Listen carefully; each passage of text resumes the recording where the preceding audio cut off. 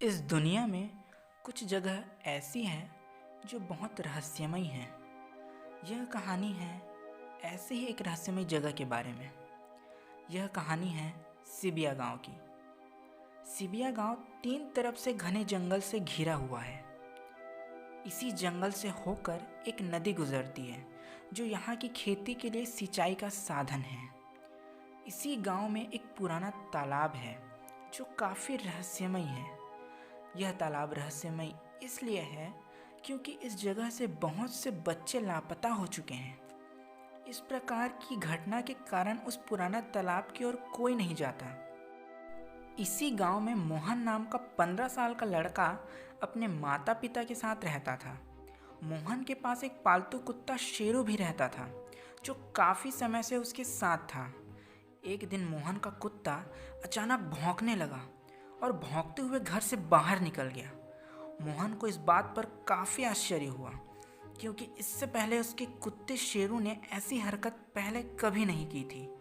मोहन ने सोचा कि शायद शेरू थोड़ी देर में वापस आ जाएगा। अब शाम हो चुकी थी। मोहन को अपने पालतू कुत्ते शेरू की चिंता हो रही थी क्योंकि शेरू अभी तक घर वापस नहीं आया था। जब रात होने लगी तो मोहन ने अपने दोस्त कैलाश से बात की और शेरू के प्रति अपनी चिंता जाहिर की। दोनों दोस्तों ने फैसला लिया कि वो एक साथ शेरू को ढूंढने जाएंगे।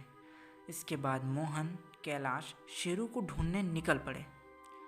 उनके पास सिर्फ एक टॉर्च थी। रात हो चुकी थी, आसपास सन्नाटा था। वो जल्दी जल्दी आगे बढ़ रहे थे। वो डाकघर की ओर बढ़ रहे थे क्योंकि शेरू भौंकते हुए डाकघर की तरफ ही भागा था। वो अब डाकघर तक पहुंच चुके थे। मोहन ने शेरू को आवाज़ दी, शेरू, शेरू, लेकिन शेरू का कहीं पता नहीं चला। तभी कैलाश ने कहा, इस डाकघर के पीछे एक रास्ता गया है, वहां चलकर देखते हैं। दोनों की सहमति से वे उस रास्ते से होते हुए आगे बढ़े। उस रास्ते पर वो कभी नहीं गए थे, लेकिन आज पहली बार वो उस रास्ते से गुजर रहे थे। वो आगे बढ़ ही रहे थे कि कैलाश ने मोहन को रोक लिया और कहा, तुम्हें ऐसा नहीं लगता कि कोई हमारा पीछा कर रहा है?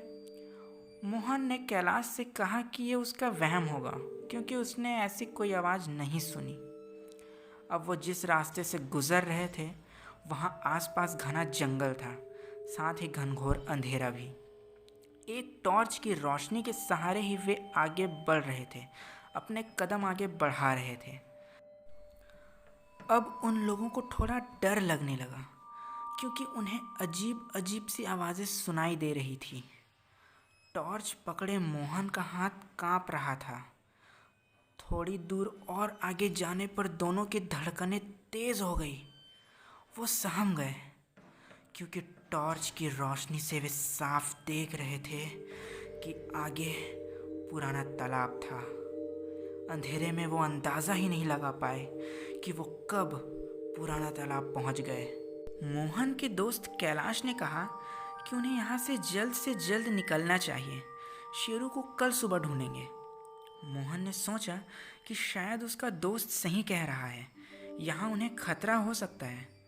अब जैसे ही वे वापस जाने के लिए पलटे, उन्हें शेरू खड़ा मिला जो उन्हें देखकर पूंछ हिला रहा था। मोहन दौड़कर शेरू के पास पहुंचा, लेकिन शेरू तेजी से मुड़ा और झाड़ियों के पीछे कूदा। दोनों शेरू के पीछे दौड़े। उन्होंने देखा शेरू झाड़ियों के पास खड़ा है और झाड़ियों को देखकर भौंक रहा है। वो झाड़ियों के पास पहुंचे। कैलाश ने लकड़ी से झाड़ियों को हटाया तो वो देखकर हैरान हो गए। झाड़ियों के पीछे बड़ा सा गड्ढा था जो बहुत बड़ा था।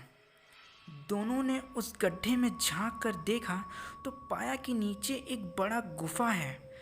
गुफा में ध्यान से देखने पर पता चला कि बहुत से कंकाल रस्सी से बंधे लटके हुए हैं।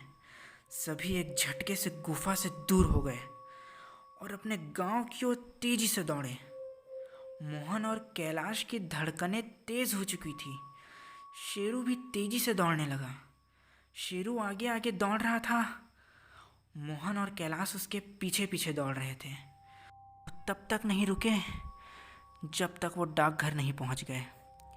डाकघर पहुंचकर उन्होंने राहत की सांस ली, क्योंकि वो अब गांव में पहुंच चुके थे।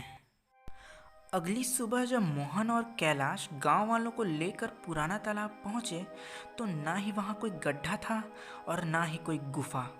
मोहन और कैलाश सोच में पड़ गए, क्योंकि कल रात तक तो वह गुफा वहां मौजूद थी, लेकिन अब वह गुफा वहां नहीं थी। मोहन और कैलाश यह बात आज तक नहीं समझ पाए कि वो गुफा गायब कैसे हो गया।